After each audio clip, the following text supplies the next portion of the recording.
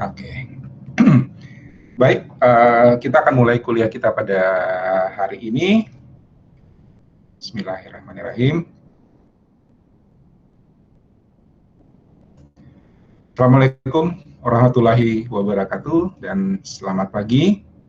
Kita bersyukur pada hari ini kita masih diberikan kesehatan, diberikan kesempatan, sehingga kita masih bisa ketemu lagi. Minggu keempat, kuliah keempat lewat online, ya.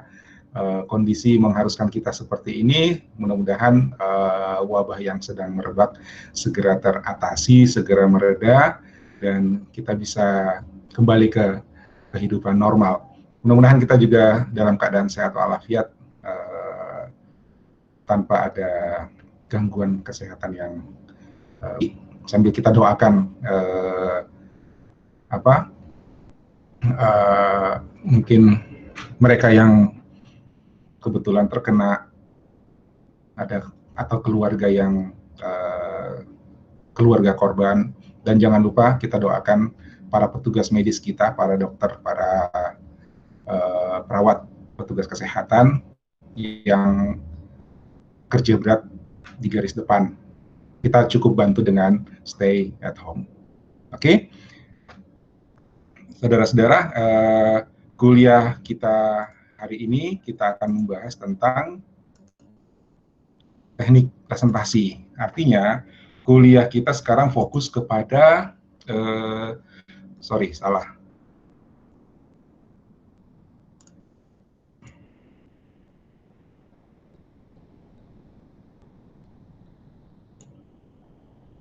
bentar.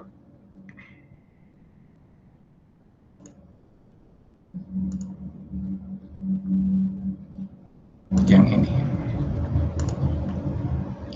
Ya,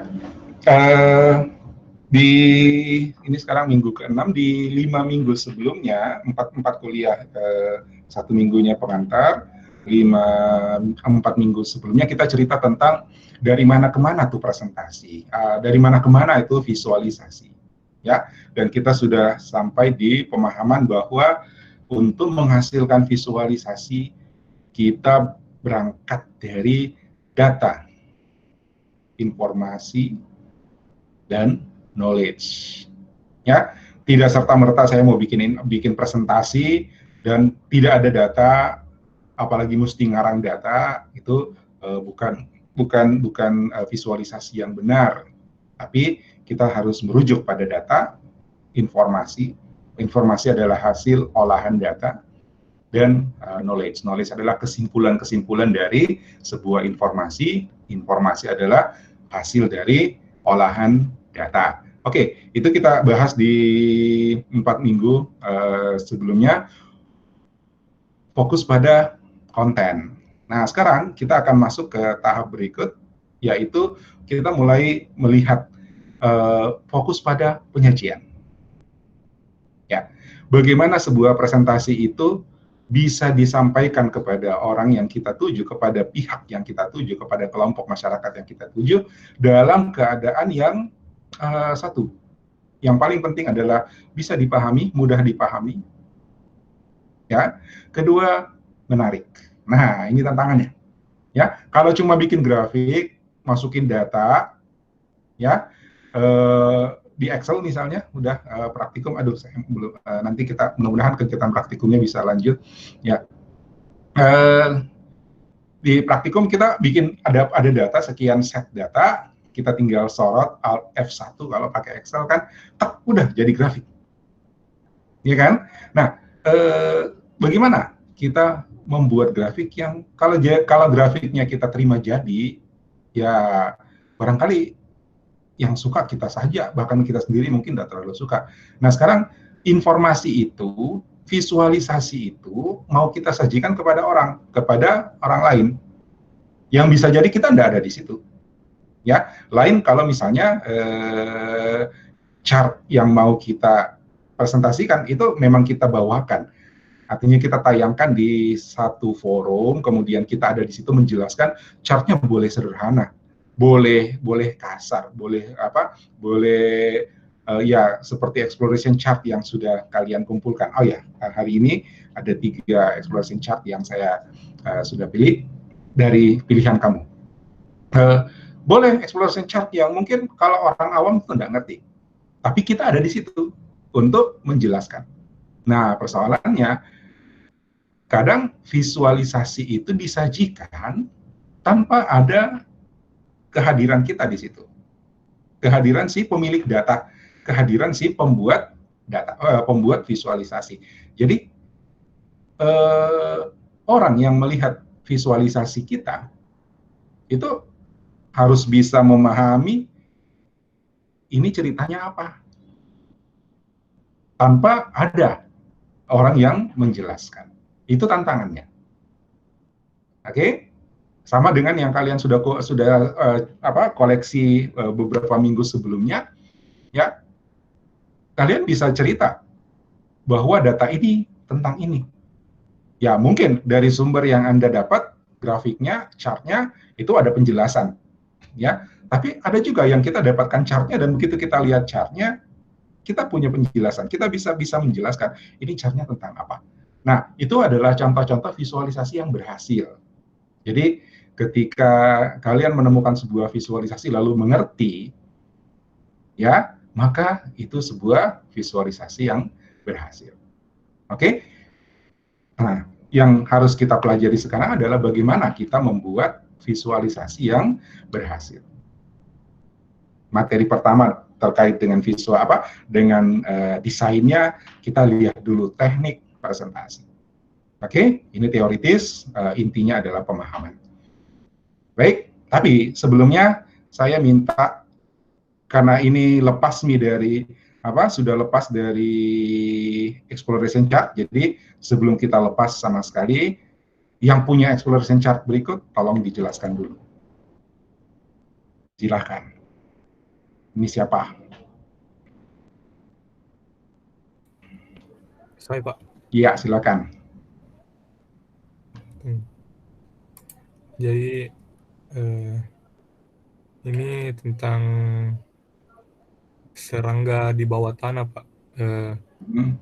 Jadi dia tentang apa yang kayak serangganya lagi makan, pergerakannya waktu lagi makan, lagi bergerak, sama lagi bertelur, Pak.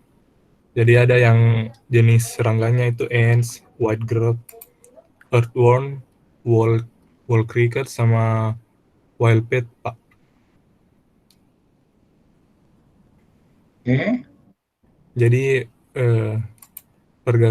jadi jenisnya dari antara itunya jenis-jenis serangganya itu kayak dibaca itu pergerakannya, Pak, waktu di dalam tanah pada saat dia lagi bertelur, bagaimana pergerakannya, waktu lagi makan bagaimana pergerakannya, gitu, Pak. Oke. Nah, cuman saya tidak tahu apakah saya salah potong atau bagaimana, karena di sini tidak ada legennya ya, tidak ada legennya. Yang garis utuh apa, yang bintik-bintik ini, titik-titik ini apa, yang ini apa, karena makan, bertelur, dan apa tadi? Sama bergerak, Pak. Bergerak, ya. Kalau saya lihat garis ini binatangnya ya. Ya, perbedaan garis ini adalah binatangnya. Kemudian di mana kita lihat yang ini bergerak, yang ini makan, yang ini bertelur. Iya, Pak. Nggak ada ya? Nggak ada, nggak dikasih. Oke. Ya, anyway, thank you. Ini pilihannya Filbert, ya, sebuah exploration chart. Oke, ini sebuah exploration chart. Ya, mungkin ini riset dari peneliti, ya, seseorang atau sekelompok peneliti yang meneliti hewan di bawah tanah. Ternyata aktivitas mereka itu berbeda, menghasilkan frekuensi yang berbeda, menghasilkan frekuensi gerakan yang berbeda. Dari situ mereka bisa memahami, bisa menganalisa bagaimana perilaku dari hewan-hewan yang bergerak di bawah tanah tanpa menyentuh, karena masalahnya hewan di bawah tanah itu kalau kita mau lihat secara nyata ya kita harus membongkar, dan itu ketika membongkar kasihan, ya kan, lingkungan dan rumahnya rusak. Nah, mungkin peneliti yang membuat chart ini melakukannya dengan cara menggunakan peralatan tertentu sehingga mereka bisa mendapatkan informasi data seperti ini tanpa mengganggu hewan-hewan itu. Kita nggak tahu karena ini pilihannya Filbert, data aslinya ada disertakan data sumber datanya ini, Filbert? Ada Pak di Gmail. Ada, oke, nanti kita cek ya. Ya Pak. Baik, terima kasih Filbert. Iya Pak. Berikut, ini siapa? Ini pilihan siapa? Oh, ini kalau dilihat mabuk kan? Saya Pak. Ya, silakan jelasin dulu. Philips. Tunggu Pak. Ini adalah grafik uji rekam data cuaca yang dilakukan di Kepulauan Seribu dengan menggunakan teknologi mini buoy yang dilakukan selama 3 jam. Di sini kita bisa lihat ada data-datanya itu sudah tercantum keterangannya di atasnya. Ada data-datanya berdasarkan warna-warnanya itu.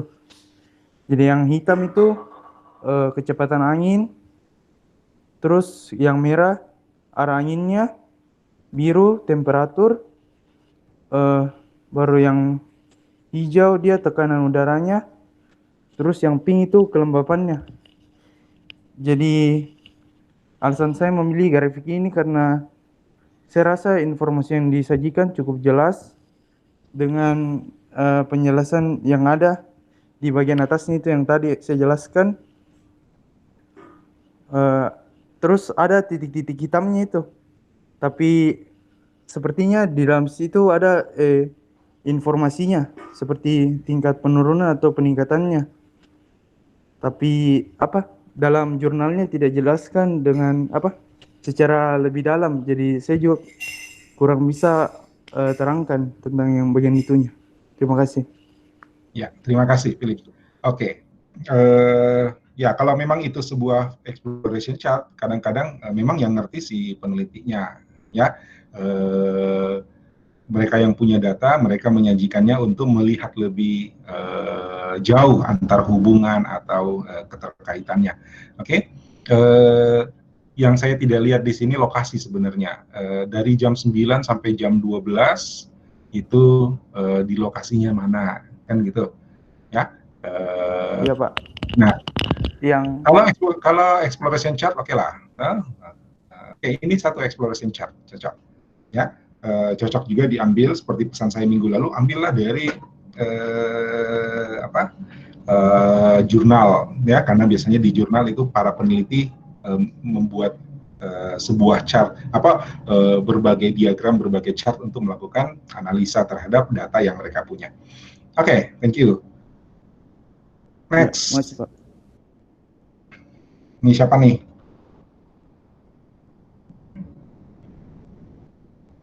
Silakan. Saya, Pak. Oh, Henry, sudah datang Henry. Oke.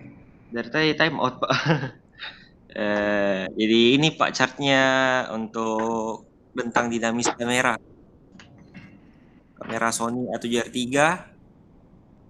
Jadi dia dihitung Pak rentang dinamisnya terhadap ISO dengan setting mechanical shutter 1 kali tembak dalam uncompressed RAW. Jadi kita bisa lihat Pak, kalau dia ISO 50, ISO 100 itu kan dia titik paling tingginya rentang dinamisnya. Jarak antara hitam dengan putihnya itu paling tinggi. Jadi dia sekitar ada nilai dari titik paling gelap sampai titik paling tinggi ada 2/13,8. Nah, semakin tinggi ISO-nya itu dia semakin turun rentang dinamisnya, Pak. Tapi kita lihat itu 640 dia naik kembali. Karena dia ada dua teknik amplifikasinya. Jadi gambarnya lebih mulus lah. Jadi dia rentangnya semakin tinggi ISO-nya, semakin turun juga itunya rentang dinamisnya Pak. Jadi semakin kabur kalau dia semakin tinggi ISO-nya. Kurang lebih begitu Pak. Kalau hijau merah birunya itu dia rentang dinamis pada channelnya, cuman itu bisa dihiraukan Pak karena sama aja kurang lebih semua. Untuk garisnya dia kurang lebih sama aja semua. Sekian Pak. Ya, terima kasih Henry. Oke, ngerti nggak apa yang dijelasin? Ayo, selain Henry, ngerti nggak apa yang dijelasin?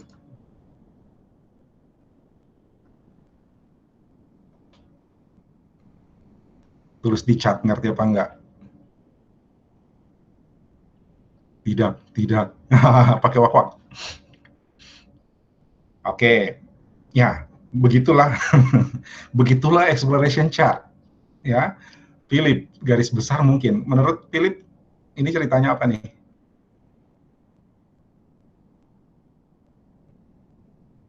Halo, Philip? Tentang lensa. Lensa. Oke, ini bukan tentang lensa, ini tentang kamera. Ya, ya si Henry enggan menjelaskan, nggak tahu kenapa. A7R3 itu adalah tipe kamera dari Sony, kamera SLR, DSLR, Sony Alpha 7R3. Nah, sebenarnya di sumbernya ini ada chart yang lain, Henry. Ya, kalau kita cuma lihat satu chart ini, ya mungkin tidak nangkap. Tapi kalau kita lihat chart-chart yang lain, kita punya pembanding, kita bisa melihat ini sebenarnya ceritanya tentang apa. Ya, ya mungkin teman-teman yang nggak hobi fotografi mungkin juga agak susah memahami. Ini kalau dulu kamera itu ada namanya ASA. ASA itu kepekaan film. Ya, makin tinggi asanya, makin peka filmnya, sehingga kalau cahayanya kurang, dia bisa tetap nangkap. Tapi ada penurunan kualitas sebenarnya kalau kameranya filmnya terlalu cepat nangkap. Nah, kalau di kamera digital itu nggak ada lagi ASA karena kita nggak pakai film lagi, kita pakai sensor. Sekarang kepekaan sensornya itu menggunakan istilah ISO. Ya, nah ini adalah kepekaan sensor sampai 51200. Biasanya orang kalau cahayanya rendah dipaksa naik ISO-nya sampai tinggi supaya katanya gambarnya bisa lebih tajam. Padahal sebenarnya menurut grafik ini itu tidak seperti itu. Kalau mau gambarnya lebih tajam, harusnya kita diam, ngambil gambarnya steady, karena kalau cahayanya kurang, kita harus bukaan kamera harus lebih lama. Itu sebenarnya cerita ini, ya. Tapi ini sebuah riset mungkin kalau kalau ISO-nya ketinggian, itu sebenarnya ada penurunan ketajaman gambar, gitu ya.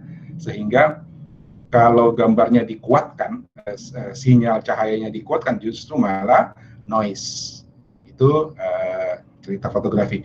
Henry harusnya nggak ngambil satu gambar aja, Henry. Ini ada teman-temannya. Ya, ada teman-temannya. Oke. Itu cocok ya. Ini termasuk kategori exploration chart. Tiga-tiganya adalah exploration chart. Terima kasih. Kita lanjut. Materi kita hari ini, tadi saya katakan kita sudah mulai bahas tentang penyajian. Jadi bukan lagi tentang data, informasi, knowledge, tapi bagaimana teknik penyajian.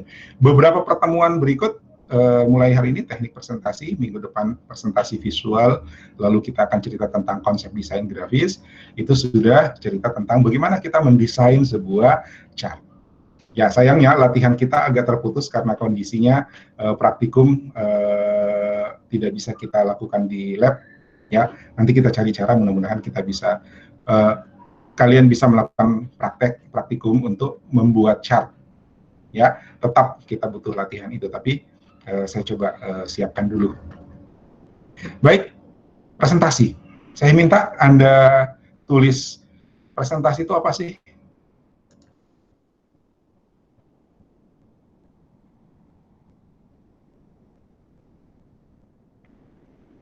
Tulis menurut Anda, presentasi itu apa? Menjelaskan mengenai sebuah topik. Oke, Henry. Yang lain? Semua jawab ya, semua jawab. Semua tulis di chat.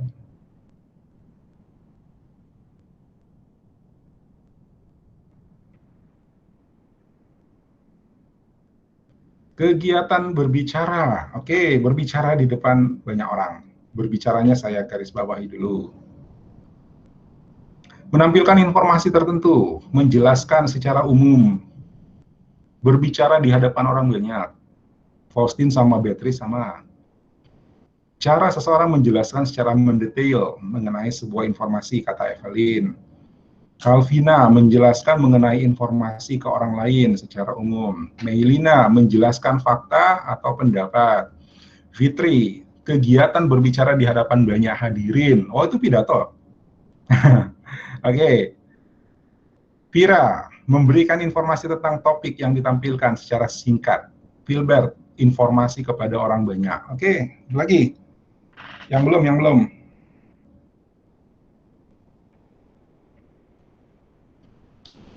Heidi, menjelaskan suatu topik kepada banyak orang. Oke. Nurul, memberikan informasi tentang data yang ditampilkan.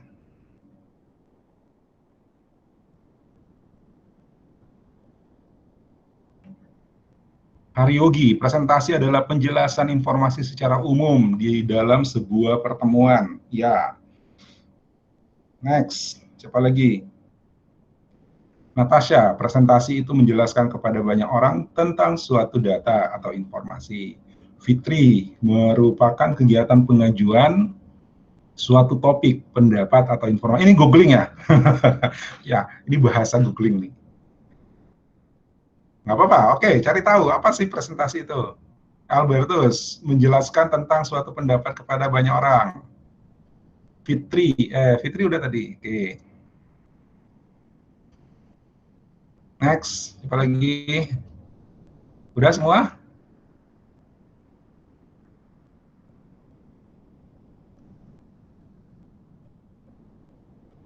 Yang belum, silakan. Kalau pakai WA nih ketahuan siapa yang lagi typing. Udah semua kah?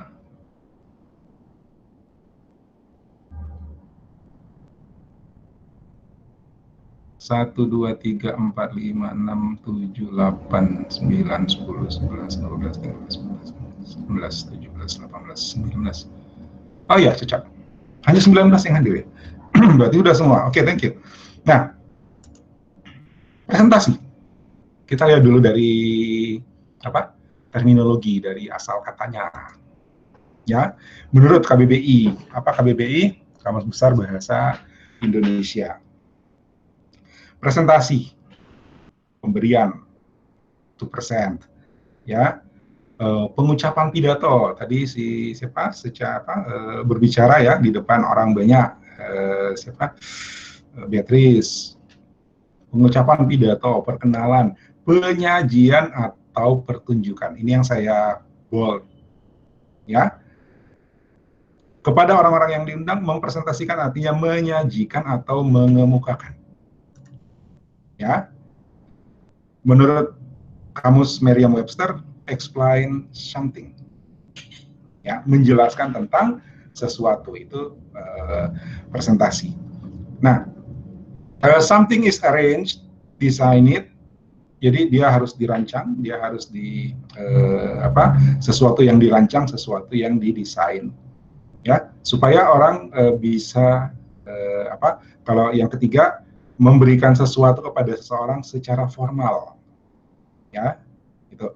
Oke, saya tadi ngambil penyajian, ya, dan explain something, menjelaskan.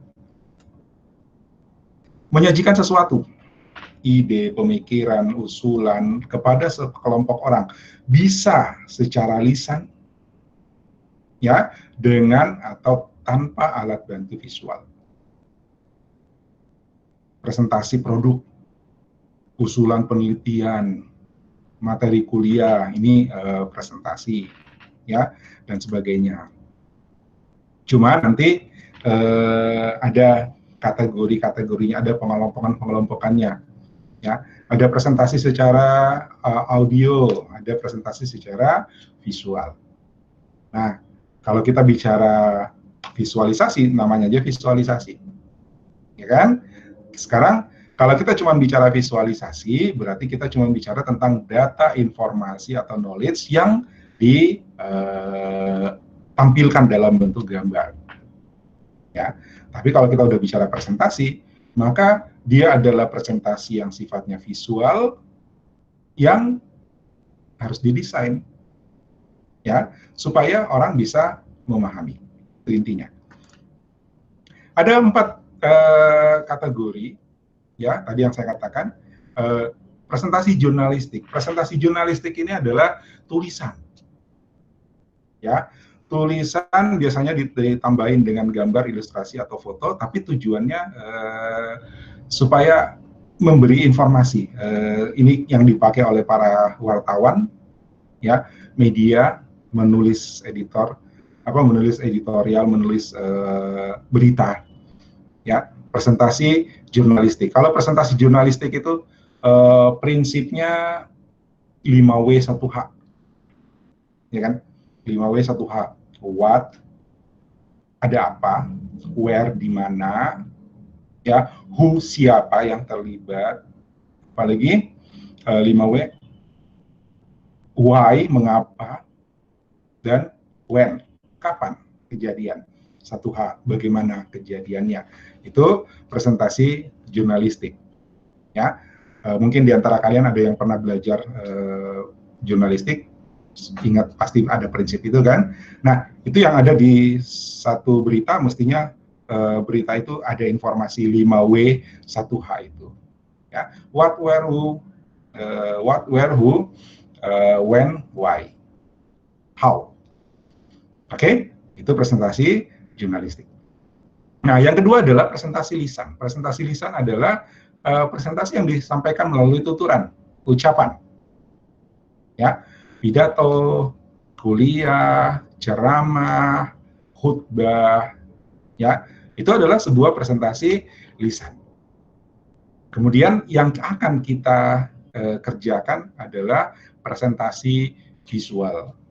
Presentasi yang untuk memahaminya dibutuhkan cara, teknik, metode untuk melihat, ya. Nah, ketika kita membuat sebuah visualisasi, kita harus bisa menata supaya apa yang kita sajikan itu dipahami orang. Sekali lagi, tanpa ada kita di situ, ya. Keuntungannya presentasi visual adalah kita bisa memberikan penjelasan tanpa kita harus hadir di situ. Ya, tapi tantangannya visualnya seperti apa, ya. Kemudian yang keempat adalah presentasi foto. Presentasi foto, ya, tadi Henry cerita fotografi, ya. Kalau fotografer itu dia tidak, apalagi dia harus bisa merekam momen. Tantangannya momen itu bisa, apalagi namanya, terjadinya cuma sekali, nggak bisa diulang, ya kan? Kalau ada kejadian, apakah itu sebuah event yang menarik, event yang spektakuler, event yang orang lain nggak pernah lihat, atau dia berada di satu tempat yang tidak semua orang pernah berada di tempat itu, maka insting fotografer harus mengambil gambar itu apapun kondisinya, ya, apapun kondisinya, entah itu cuaca gelap, mendung, hujan, dia harus bisa membuat gambar yang merekam situasinya saat itu, yang dia lihat saat itu dalam kondisi apapun. tergantung teknik bagaimana dia menghandle kameranya. Itu tantangannya presentasi foto. Ya. Nah, oke, kita akan bicara tentang presentasi visual. Apa tujuan dari presentasi? Ada 6. Ya. Yang pertama untuk menyampaikan informasi, to inform. Ya. Menginformasikan. Dari presentasi yang ada, kita berharap orang yang tadinya tidak tahu menjadi tahu. Ya, kita punya data apa yang perlu kita sajikan kepada publik, yang perlu kita sajikan kepada masyarakat tertentu, orang banyak, dengan tujuan kalau dia baca ini, kalau dia lihat ini, maka dia tahu, oh seperti itu. Itu inform. Yang kedua, itu persuade. Persuade itu bersifat mengajak. Ya, presentasi yang sifatnya mengajak.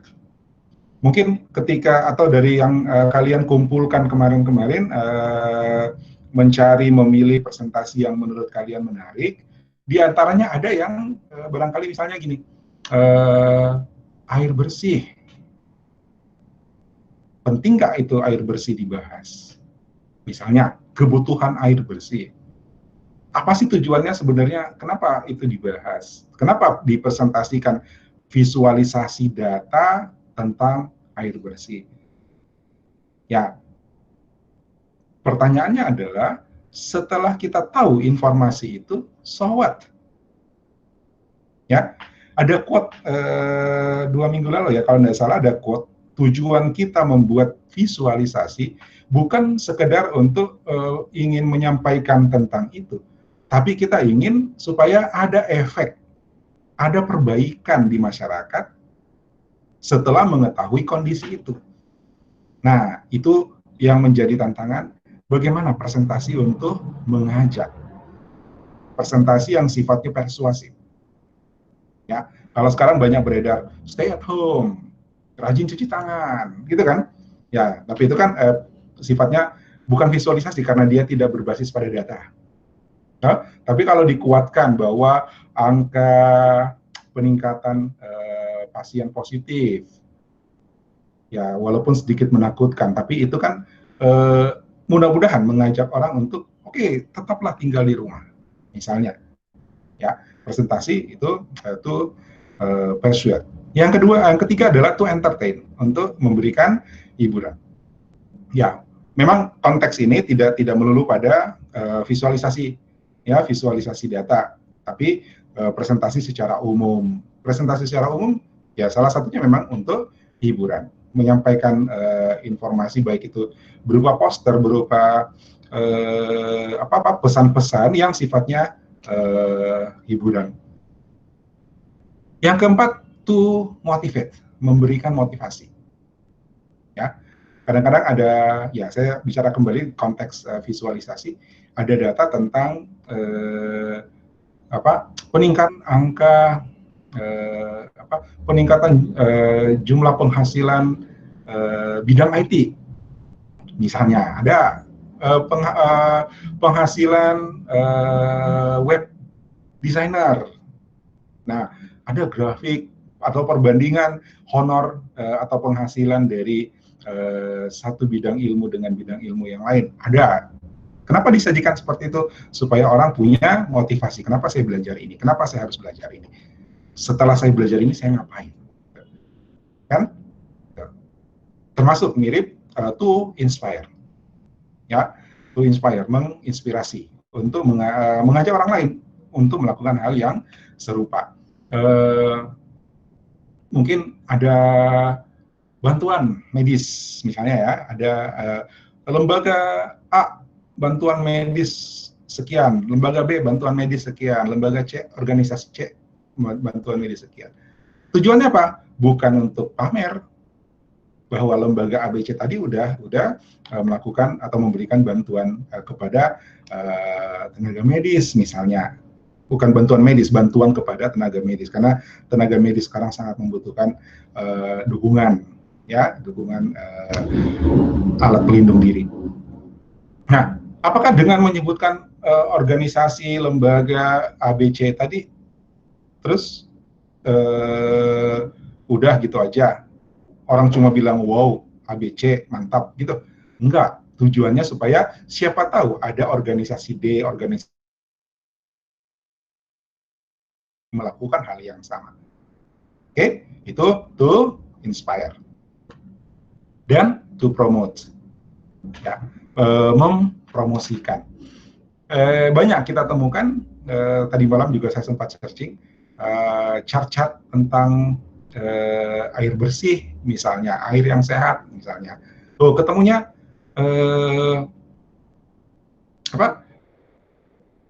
air yang sehat itu kadar mineralnya sekian, kadar ininya sekian, ininya sekian, gitu.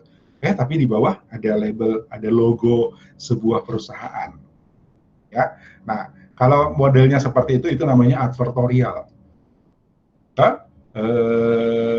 Dia menyajikan informasi dengan tujuan pilihlah saya, kan gitu. Ya, manusia butuh air minum sekian berdasarkan tingkat umur. Nah, tapi nanti ujung-ujungnya kalau mau minum, beli ini, ada manis-manisnya, misalnya, ya, itu tuh promote. Oke? Ya. Nah, saya ada sedikit contoh, nggak banyak, tadi malam nggak sempat nyari banyak.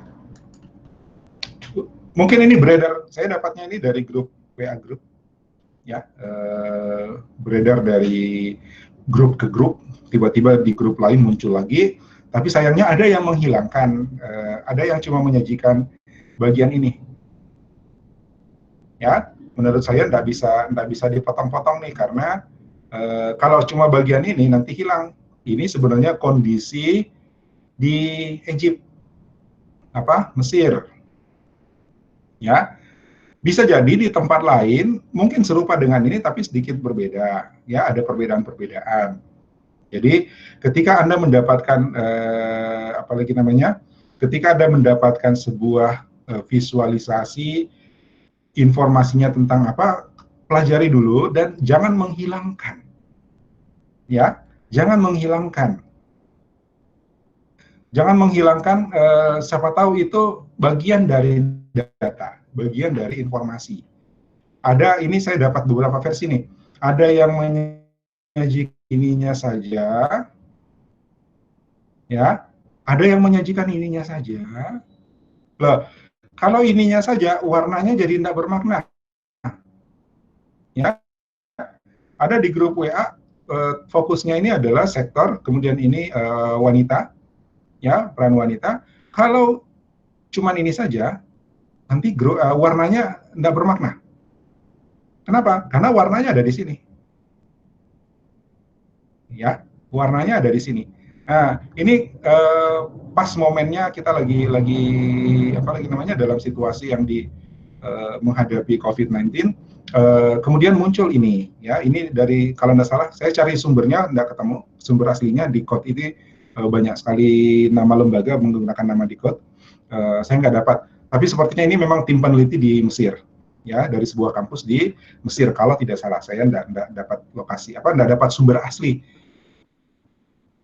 Oh, sorry, saya nggak lihat di bawah sini ada ternyata. Nanti saya cek di sini. Oke, kenapa ini menarik? Lihat, angka yang disajikan itu minimal loh. Ya, angka yang disajikan itu minimal. Cuman ada di sini, angka itu ada di sini.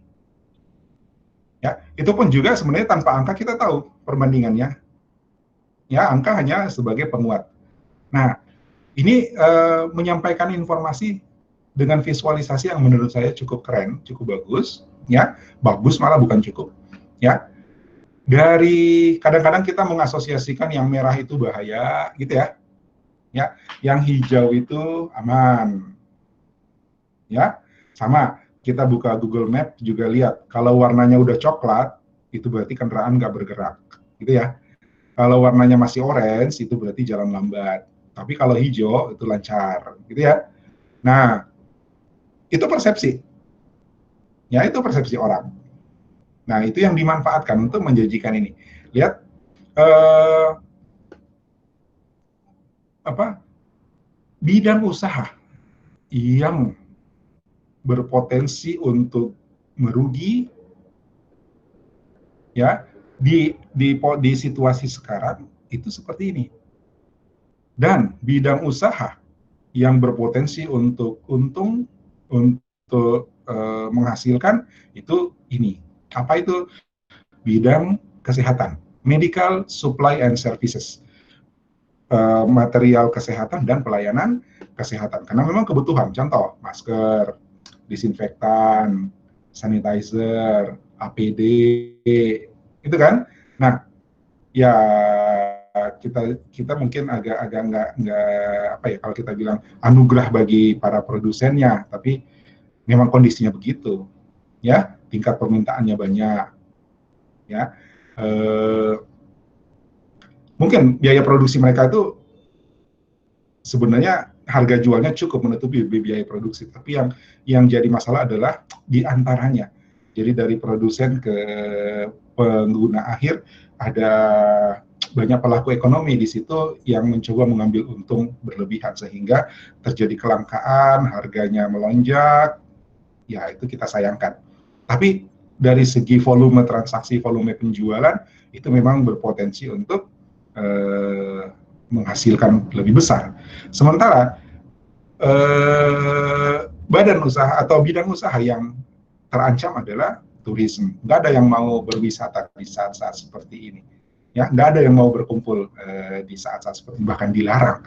Sehingga usaha tourism, usaha kunjungan wisata, tempat-tempat wisata itu menjadi sedikit menderita. Ya, tempat wisatanya, hotelnya, restorannya, ya, itu. Nah, kita lihat yang merah itu parah, ya, bukan parah, apalagi namanya terancam penerbangan. Sudah potong biaya, tetap aja sepi. Ya, orang mau kemana? Bahkan dilarang kemana-mana. Oke, otomotif, orang menunda beli mobil. Kemudian ada yang mungkin terancam, mungkin enggak, ya, education, pendidikan, ya, sulit bagi kita untuk bisa menjalankan proses pendidikan secara normal, sehingga tapi untungnya enggak harus berhenti sama sekali, kita bisa melakukan cara-cara seperti yang kita kerjakan sekarang, kuliah online, ya kan, classroom dan sebagainya. Nah, ini bidang pendidikan. Perbankan sedikit menderita tuh, perbankan, ya, financial service, manufaktur, pabrik, persoalannya mereka lebih kepada tenaga kerjanya harus libur, ya kan, sehingga proses produksi harus berhenti. Nah, lihat ini kayak kalau nggak salah telekomunikasi, e-commerce berpotensi naik. Kenapa? Orang beli online sekarang, ya kan? Lihat tanpa angka loh, ya, tanpa angka, kemudian pengelompokannya bagus, ya. Ini potensial losers, mereka yang berpotensi bermasalah, ya, suffering, ya, menderita, dan mereka yang berpotensi untuk mendapatkan keuntungan. Ini sebuah visualisasi yang bagus tanpa angka. Nanti di bawah baru dilihat dampak lain. Ketika bisnis itu suffering, di sisi pegawainya bagaimana? Khusus untuk wanitanya bagaimana? Kan? Nah, ini satu contoh, sebuah visualisasi yang menurut saya sangat baik. Oke? Yang kedua, contoh lain, ya. Ini contoh untuk kira-kira masuk kategori, ya, to inform iya, to persuade iya, ya, mengajak orang lain untuk peduli. Bagaimana kondisinya? Bahwa ternyata air yang tidak sehat itu membunuh lebih banyak orang daripada bencana alam dan konflik. Ya, datanya 1980 sampai 2015. 780.000 kematian akibat air yang tidak sehat, ya, Konflik itu hanya 75.000 dan bencana alam 63.000. Ya, rata-rata ya, rata-rata, bukan jumlah. Rata-rata per tahun dari 80 sampai 1980 sampai 2015. Nah, di mana wilayah yang terdampak paling besar dengan unsafe water? Ini dia. Ini negara-negara yang mengalami krisis air bersih.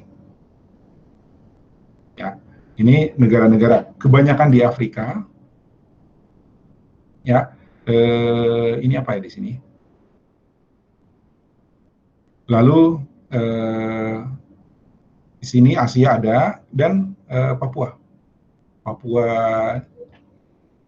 New Guinea, ya, Papua New Guinea. Oke, informasi ini akan diharapkan membuka wawasan orang, membuka kepedulian orang bahwa ternyata ada negara-negara yang sangat membutuhkan air bersih karena tingkat kematian karena kekurangan air bersih itu ternyata tinggi. Ini to persuade. Oke, kalau yang tadi to inform. Sayangnya saya nggak dapat contoh semuanya ya, jadi hanya ada 3 kalau nggak salah di sini contoh. Oke, sekarang ada yang bisa menerjemahkan kira-kira ini cerita apa? Tapi ini harus dijelaskan lisan nih, agak panjang kalau kalian menulis. Jadi yang merasa paham dan sebenarnya poin sebenarnya apa nih? Silakan tulis di chat.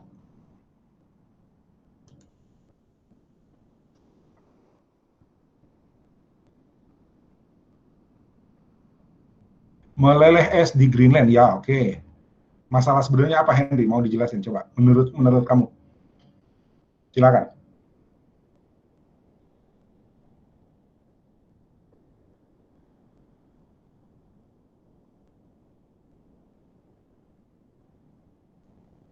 Ya, mungkin jelasin lebih ini pakai video dengan visual sama suara.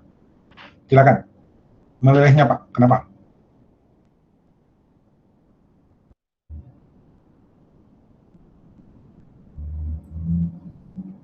Kalau saya tangkap Pak, dia apa ya? Dari tahun 1981 sampai 2010 dia tingkat melelehnya itu agak stabil sih Pak. Tapi dia agak naik itu dari bulan Mei sampai Agustus. Dia puncaknya di bulan Juli. Jadinya dia kayak melelehnya biasa aja. Tapi kalau yang baru-baru sekarang ini dengan perubahan iklim itu dia grafiknya lebih melonjak, lebih ada naik turun.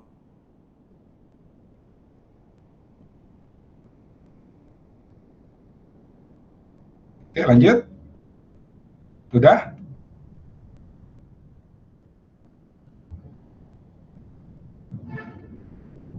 Halo, Henry?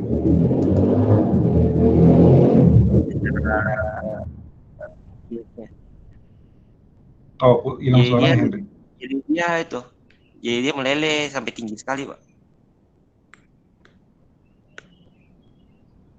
Oke, kira-kira kalau dihubungkan dengan tujuan dari presentasi ini ya, kira-kira tujuannya sebenarnya apa? Menginformasikan supaya masyarakat tahu perubahan cuaca, perubahan iklim, naiknya tinggi permukaan air laut, untuk mengajak lebih peduli kepada lingkungan, ya untuk menginspirasi Pak, untuk menginspirasi orang lebih peduli kepada lingkungan, mungkin begitu Pak. Ya, thank you Henry. Oke, ya ini betul Greenland. Tahu Greenland? Greenland itu di mana? Diketik yang tahu Greenland itu di mana?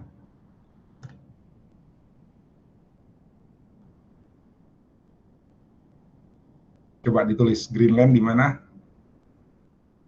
Sampingnya Amerika, dekat Kanada.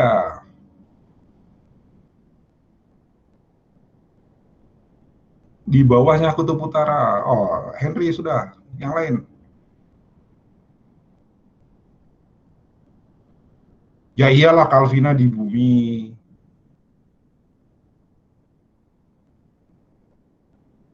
Di bumi persisnya di mana Calvina?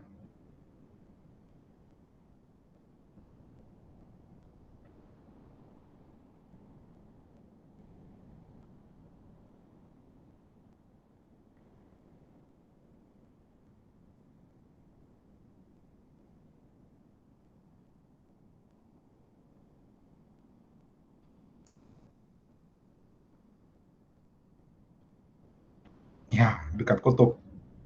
Oke, Greenland adalah sebuah pulau besar, sebuah benua, nggak benua sih karena dia nggak dihitung sebagai benua, pulau besar di lingkaran kutub utara. Ya, di lingkaran kutub utara artinya dia ada di tempat yang sangat dingin. Di selatannya ada Antartika. Antartika itu di lingkaran kutub selatan. Di tempat yang sangat dingin, ternyata esnya meleleh. Ya, ini judulnya apa? Nama tempatnya Greenland, daratan hijau, tapi isinya putih semua. Kenapa? Isinya ditutupi tanahnya ditutupi dengan salju tebal. Ya, di tempat yang sangat dingin ternyata terjadi lelehan. Ratanya ya, median itu rata-rata ya.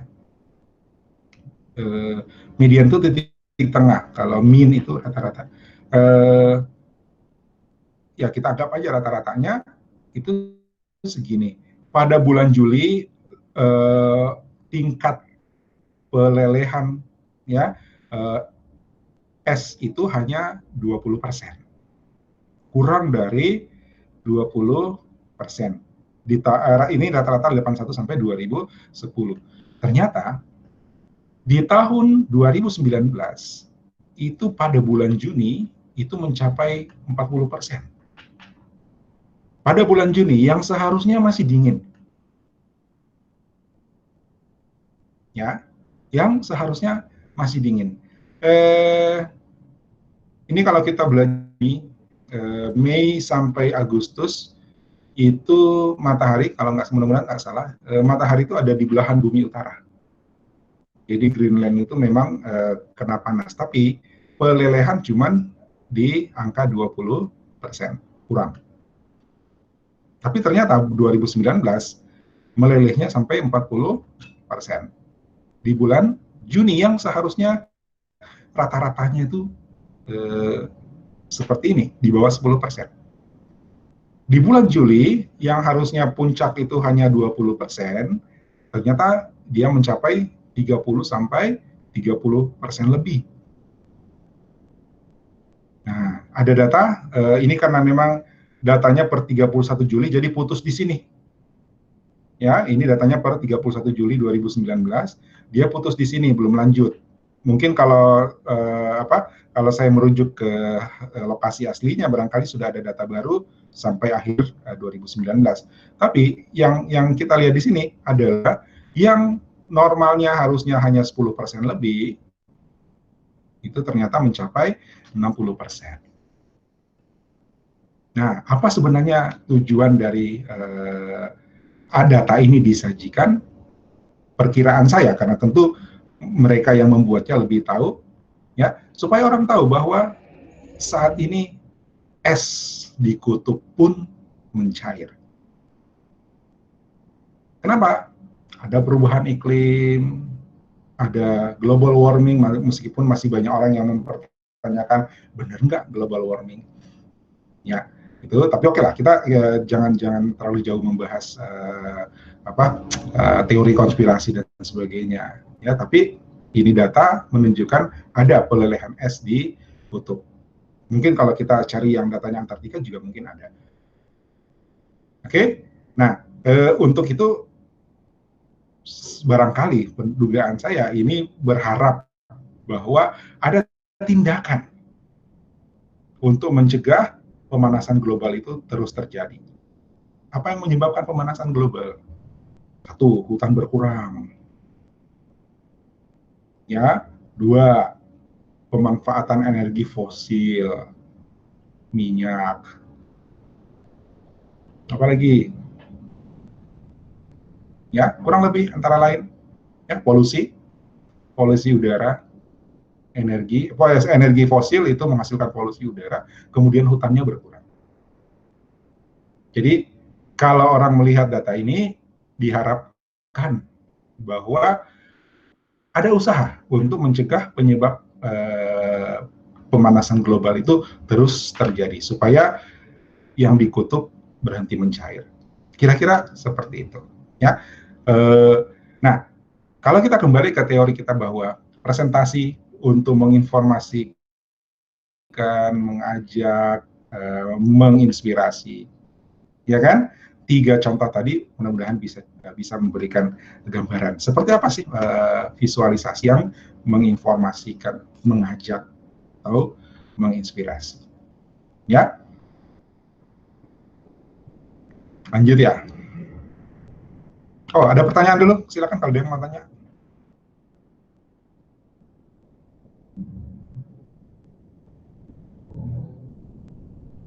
Ada pertanyaan?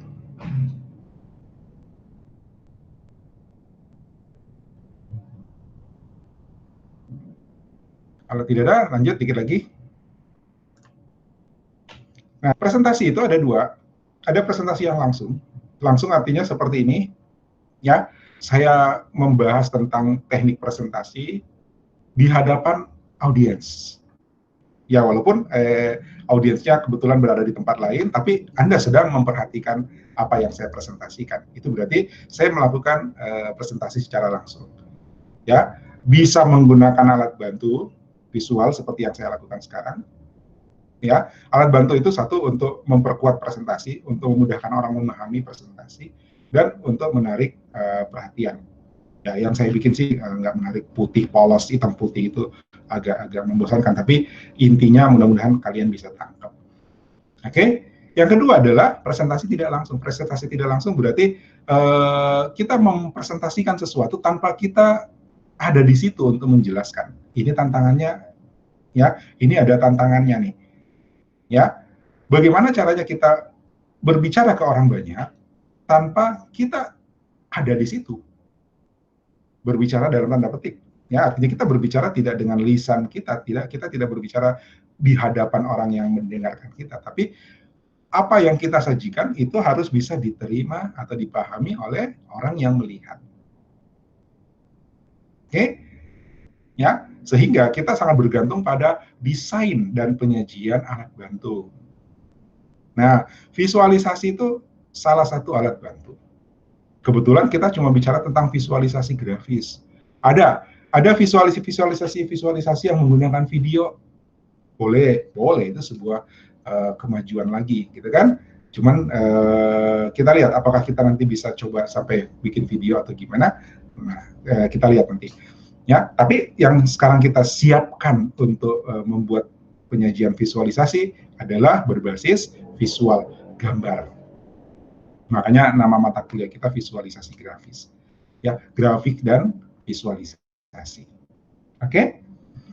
Nah, kembali saya ulangi, tantangannya adalah kita menjelaskan sesuatu kepada orang tanpa kita hadir di situ. Ya.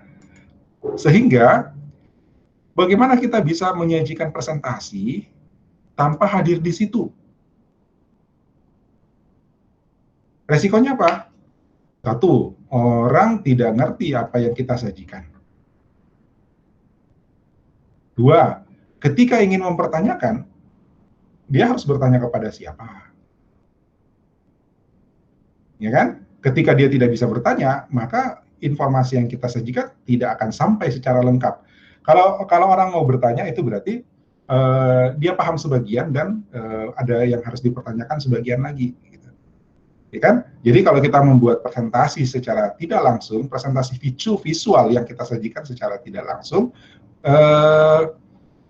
kita harus pastikan bahwa informasi yang ada di situ lengkap. Orang bisa langsung paham tanpa ada pertanyaan. Ya, beda kalau presentasi langsung. Kalau misalnya saya presentasi ini, kemudian saya hanya sajikan bagan saja dengan tanda panah lingkaran panah gitu ya, Itu kan saya ada di situ. Saya bisa jelasin dari sini ke sini, dari sini ke sini, dari sini ke sini.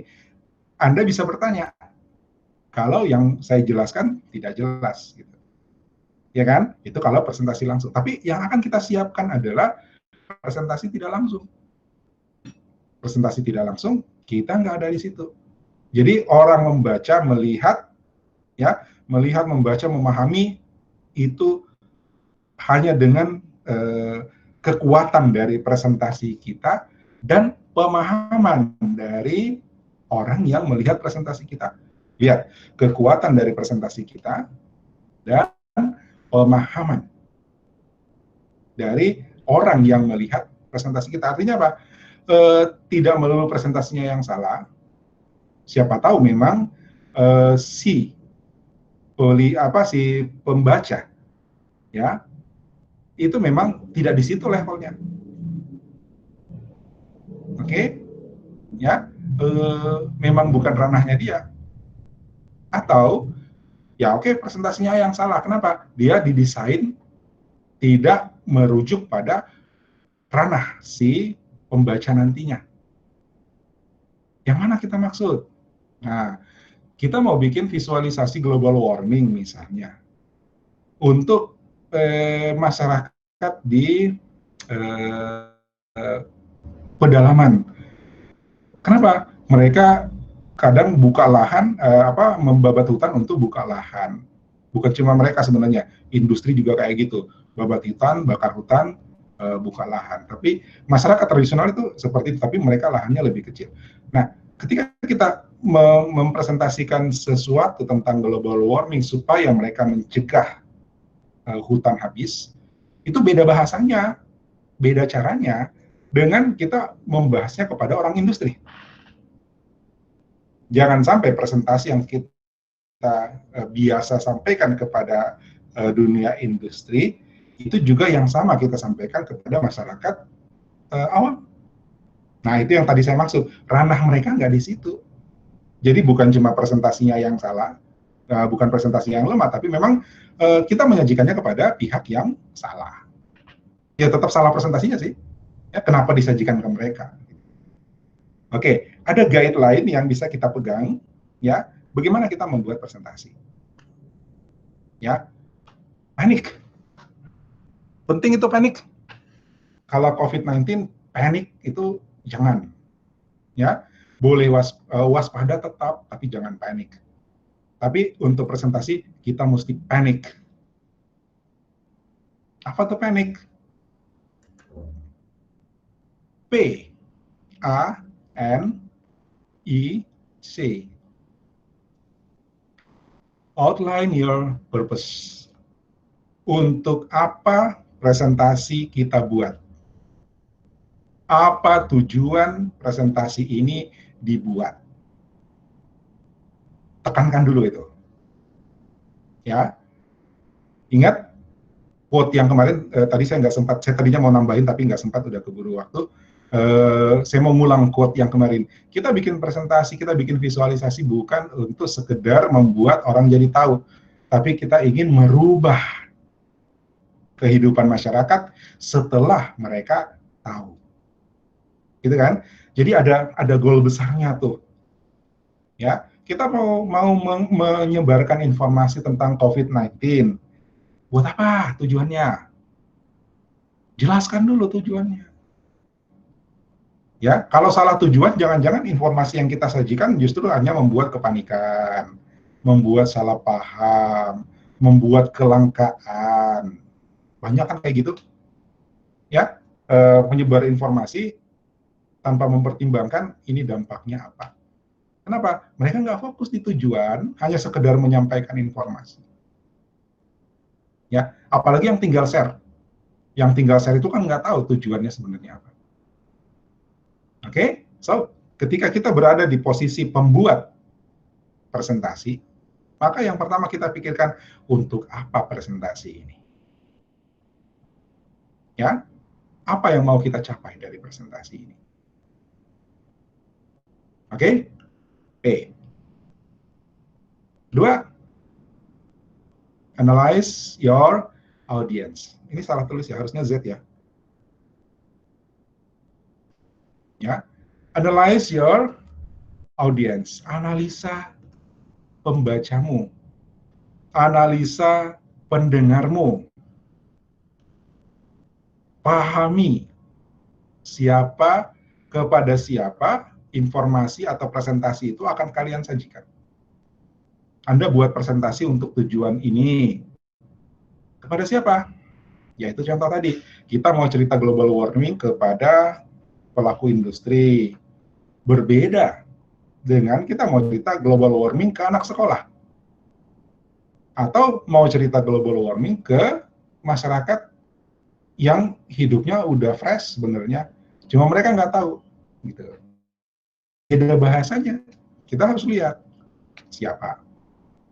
Ya, bicara COVID-19 ke orang yang ada sekolah beda, ya sekolahnya tinggi dengan ke anak-anak lain lagi, atau COVID-19 ke petugas medis, wah mereka lebih tahu, lain caranya, ya itu. Jadi analyze your audience, pelajari, pahami. Ya, uraikan itu. Bagaimana karakteristik audiens Anda? Kepada siapa presentasi akan disajikan? Pahami dulu mereka. Oke? Kalau saya pakai bahasa panik untuk mengajarkan anak SMA membuat presentasi, mungkin tidak cocok. Saya harus pakai bahasa yang lebih ringkas. Ini bukan istilah saya ya, ini istilah dari sini, Bradbury 2006, ada buku judulnya Successful Presentation Skills. Ya, bukan saya nih yang bikin panik, ya, bukan saya. Oke. Ketiga, needs. Ya, kita butuh apa nih? Ya, untuk menyajikan presentasi ini, apa yang kita butuhkan? Artinya kita harus kumpul data, survei, ya kan? Semuanya harus kita apa yang harus kita siapkan untuk mencapai purpose dan relevan terhadap audiens. Setelah itu kita kumpulkan informasinya, ya, kita tata informasinya, disiapkan, prepare your communication. Kita akan berkomunikasi dengan mereka dengan cara apa? Ya, kalau kita bicara presentasi secara umum, berarti apakah dia lisan, apakah dia audio visual, apakah dia gambar doang, ya gambar saja. Seperti yang akan kita lakukan adalah visualisasi grafis, berarti hanya bicara gambar. Oke, nah untuk gambar, bagaimana kita membuat komunikasi melalui media gambar. Untuk itulah kita butuh pemahaman tentang konsep desain. Ya, untuk itulah kita butuh pemahaman tentang presentasi visual. Oke? Pertemuan-pertemuan kita berikutnya, kita akan membahas tentang presentasi visual dan konsep-konsep desain. Konsep yang dipakai di dalam desain. Bagaimana warna, bagaimana tata letak, bagaimana font, tipografi, jenis huruf dan sebagainya. Kalau kalian lihat visualisasi-visualisasi yang sudah dikumpulkan, ya yang sudah Anda searching dan koleksi, lihat cantik-cantik, bagus-bagus, ya kan? Ada yang memilih berdasarkan warna. Wow, warnanya kenapa? Ya, nanti kita lihat bagaimana sebaiknya menggunakan warna. Itu adalah bagaimana kita mempersiapkan, prepare your communication. Oke, siap untuk panik? Ya, nah, minggu depan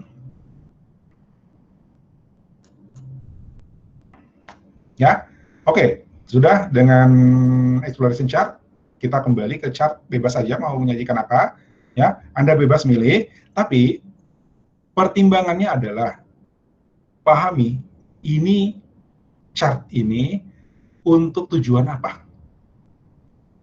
Menginformasikan, mengajak, menghibur, memotivasi, menginspirasi, atau berpromosi. Ya, baru bicara desain presentasinya. Jangan lupa, datanya juga harus jelas. Artinya jangan tiba-tiba tek tanpa ada kejelasan. Ini data apa sih? Banyak yang seperti itu. Ya, Anda harus belajar menyeleksi, belajar melihat yang mana yang presentasinya memenuhi tujuannya, ya, desainnya oke, tapi datanya tetap jelas. Supaya kedepannya kalian nanti akan bikin yang seperti itu. Ya, kalian paham bagaimana membuat presentasi yang sesuai tujuannya, ya, desainnya diterima, desainnya dipahami, desainnya bisa dibaca jelas, dan datanya memang jelas. Ingat, data tetap jadi acuan kita.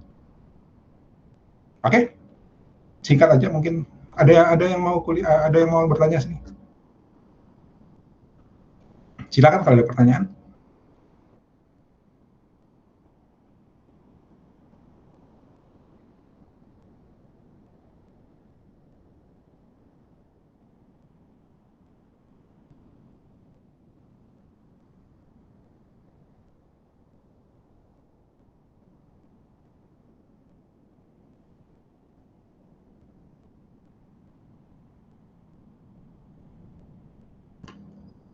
Nggak ada pertanyaan? Oke, kalau tidak ada pertanyaan, saya kira demikian yang bisa saya sampaikan hari ini. Kuliah kita, kuliah ke-6 tentang teknik presentasi. Minggu depan mungkin masih kita bahas konsep, tapi fokus kepada presentasi visual. Ya, kita akan fokus pada presentasi visual. Nanti habis itu baru kita masuk. Bagaimana kita mendesain grafik, ya, mendesain grafis, ya, konsep-konsep desain grafis. Oke, saya kira itu yang bisa saya sampaikan untuk hari ini. Terima kasih atas perhatian dan kerjasamanya. Tetap pantau di apalagi namanya Classroom Karisma Aceh ID ya. Nanti ada informasi selanjutnya di situ.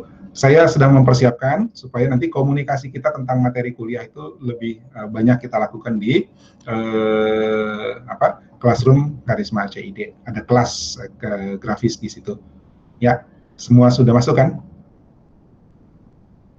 Baik, ya, saya kira saya cukupkan hari ini. Terima kasih. Sampai ketemu minggu depan. Minggu depan masih online kayaknya ya. Karena sebenarnya resminya dari yayasan adalah sampai akhir minggu ini, Senin menurut pengumuman dari yayasan, itu Senin sudah masuk. Tapi kita belum tahu kan, karena dari yayasan untuk staf kan harusnya masuk Senin kemarin. Masuk, tapi ada hari Sabtu, ada susulan lagi, perpanjangan waktu lagi untuk kita tetap stay at home. Nah, kita ikut instruksi pemerintah, instruksi yayasan. Saya belum berani bilang ya atau tidak, tapi kita bersiap saja karena kalau melihat dari pemerintah mengatakan kemungkinan siaganya sampai Mei. Nah, kita nggak tahu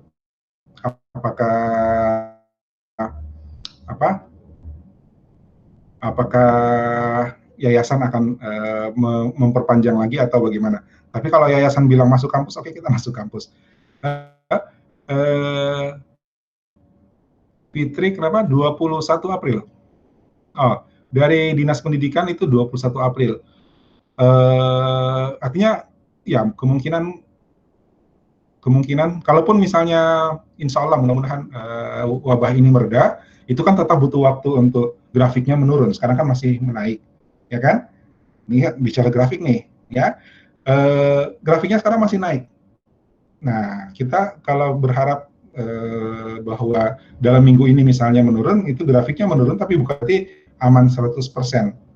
Ya kan? Jangan sampai sebenarnya sudah cenderung menurun, kemudian kita lalai, ya, ngumpul lagi, kita nggak tahu yang mana carrier, yang mana suspek, gitu kan? Kadang-kadang orang nggak ngaku, dia pernah bertemu dengan siapa, dia pernah berada di mana.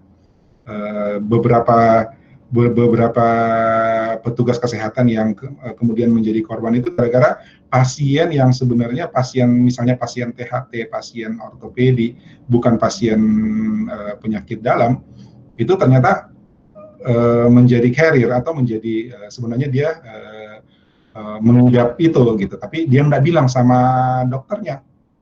Ya, jadi dokter yang sebenarnya bukan menangani khusus COVID, ternyata menjadi korban gara-gara pasiennya tuh nggak ngaku. Gitu. Itu yang dihindari. Ya, jangan sampai kita ngumpul sementara lingkungan kita atau mungkin kita sendiri itu sebenarnya carrier, ya kan? Gitu. Jadi kalau kita bicara grafiknya sekarang masih naik untuk Indonesia, ya.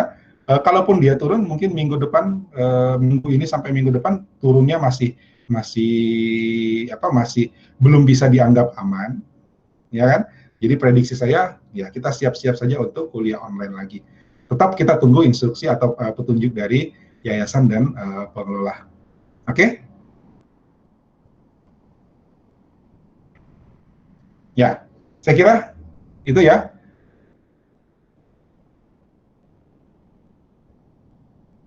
Kalau tidak ada lagi, cukup. Terima kasih. Silakan istirahat sampai ketemu pertemuan minggu depan, entah offline, entah online. Ya, kita tunggu saja perkembangannya. Stay at home, ya, jaga kesehatan. Mari kita sama-sama saling membantu mencegah wabah ini terus berlanjut. Satu caranya paling gampang, stay at home. Terima kasih. Assalamualaikum warahmatullahi wabarakatuh. Selamat siang.